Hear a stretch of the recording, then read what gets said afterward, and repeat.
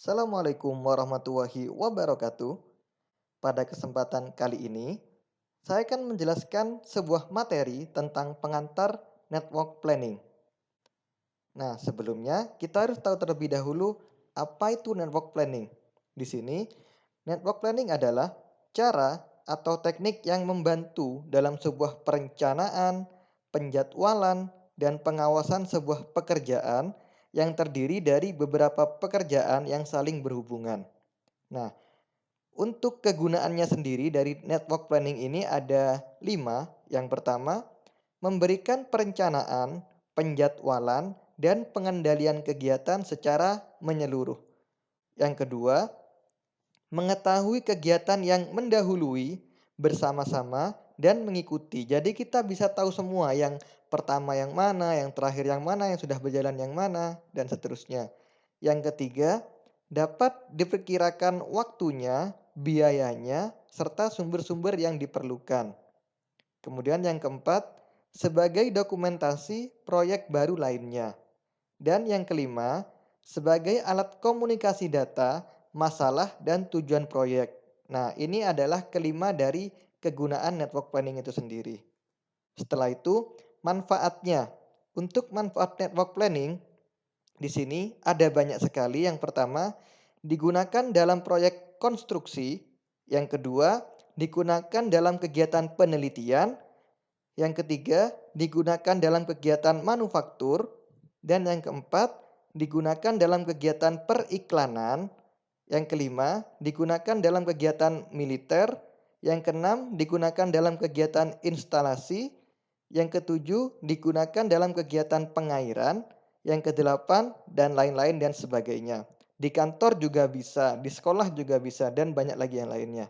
Nah, di sini saya akan menjelaskan sebuah metode dalam network planning. Di sini metode dalam network planning ada beberapa, yaitu ada 3. Yang pertama saya jelaskan tentang CPM atau Critical Path Method atau sering dikenal sebagai metode jalur kritis. Nah, untuk metode ini diperkenalkan oleh J.E. Kelly dari Remington Rand dan Mr. Walker dari DuPont tahun 1957. Kemudian yang kedua, yaitu tentang Program Evaluation and Review Technique atau PERT dikembangkan oleh US Navy pada tahun 1958. Nah, untuk kedua metode ini akan saya bahas di pertemuan selanjutnya. Yang akan kita bahas pada pertemuan ini yaitu tentang satu metode tentang Gantt chart nantinya.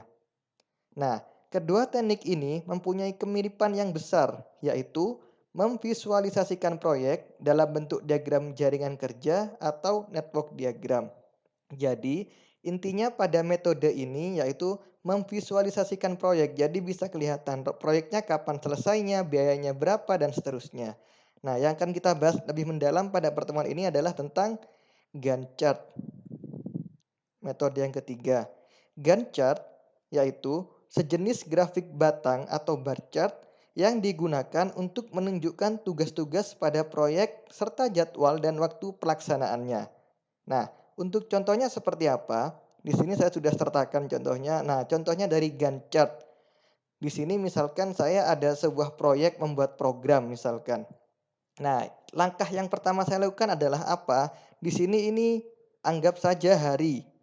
2 hari, 4 hari, 6 hari, dan seterusnya, atau tanggal tidak masalah. Saya contohkan seperti ini. Dalam membuat program, saya harus menganalisis terlebih dahulu. Analisis membutuhkan waktu 2 sampai 4 hari di sini.